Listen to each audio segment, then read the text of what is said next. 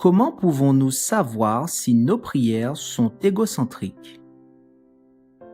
Vous demandez et vous ne recevez pas parce que vous demandez mal, afin de le consommer pour vos désirs.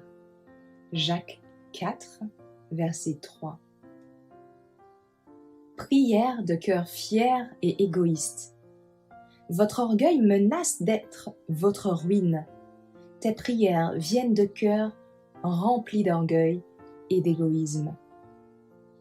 Dieu ne peut approuver le moindre degré de convoitise ou d'égoïsme, et il a horreur des prières et des exhortations de ceux qui se laissent aller à ces mauvais penchants. Lorsque Satan voit que son temps est compté, il incite les hommes à être de plus en plus égoïstes et cupides. Puis, il se réjouit de les voir repliés sur eux-mêmes, étroits, avares et égoïstes. Une prière égoïste. Dans la parabole du pharisien et du publicain, la prière égoïste, Dieu, je te remercie de ce que je ne suis pas comme le reste des hommes, contrastait fortement avec le supplique du pénitent. Sois miséricordieux envers moi, le pécheur. Ils sont vantards, prient et parlent d'une manière moralisatrice, s'exaltent eux-mêmes, racontant leurs bonnes actions, et comme le pharisien, remerciant virtuellement Dieu de ne pas être comme les autres hommes. La prière vantarde et moralisatrice du pharisien montrait que son cœur était fermé à l'influence du Saint-Esprit. Il n'en ressentait pas le besoin et il ne recevait rien. L'espoir de gagner la louange. Le pharisien monte au temple pour adorer, non parce qu'il se sent pécheur et qu'il a besoin de pardon, mais parce qu'il se croit juste et qu'il espère gagner la louange. Il considère son culte comme un acte de mérite qui le recommandera à Dieu. Et il est plein d'éloges sur lui-même. Il en a l'air, il en marche, il en prie. Nous devrions avoir une connaissance de nous-mêmes, une connaissance qui aboutira à la contrition, avant de pouvoir trouver le pardon et la paix. Le pharisien ne ressentait aucune conviction de péché. Le Saint-Esprit ne pouvait pas travailler avec lui. Son âme était enveloppée d'une armure d'autosatisfaction que les flèches de Dieu, barbelées et vraies, pointées par des mains d'anges, n'ont pas réussi à pénétrer. Regardez le Christ. Tout en parlant à Dieu avec pauvreté d'esprit, le cœur peut se gonfler de la vanité de sa propre humilité supérieure et de sa justice exaltée. Nous devons contempler le Christ. C'est l'ignorance de lui qui rend les hommes si hautains dans leur propre justice. La prière du publicain a été exaucée parce qu'elle montrait une dépendance qui s'étendait vers l'omnipotence. Pour le publicain, le moi n'était qu'une honte. C'est ainsi qu'il doit être vu par tous ceux qui cherchent Dieu.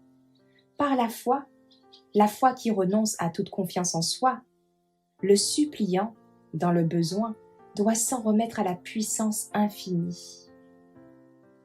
Le péril de l'autosuffisance. Le mal qui a conduit à la chute de Pierre et qui a exclu le pharisien de la communion avec Dieu s'avère la ruine de milliers de personnes aujourd'hui. Il n'y a rien de plus offensant pour Dieu ou de plus dangereux pour l'âme humaine que l'orgueil et l'autosuffisance. Prions ensemble. Ô Père, nous sommes égocentriques, remplis d'amour propre. Nous prions comme le pharisien et tu en as horreur.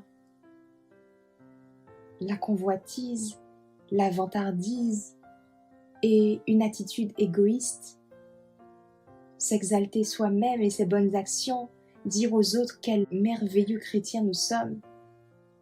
Si nous sommes comme cela, alors certainement nous périrons à cause de notre orgueil. L'ignorance de la volonté de ton Fils, notre Sauveur Jésus, nous conduit à l'autosatisfaction, à la tromperie sur nous-mêmes, à une fausse sécurité et à l'autosuffisance. Le plus grave encore est que lorsque nous sommes ainsi, nous n'avons aucune idée de notre état d'égarement et d'illusion. Ô Père, si nous trouvons notre cœur dans une prière sincère et reconnaissant notre besoin de toi, en te demandant de sonder nos cœurs, de nous révéler notre condition spirituelle dégradée,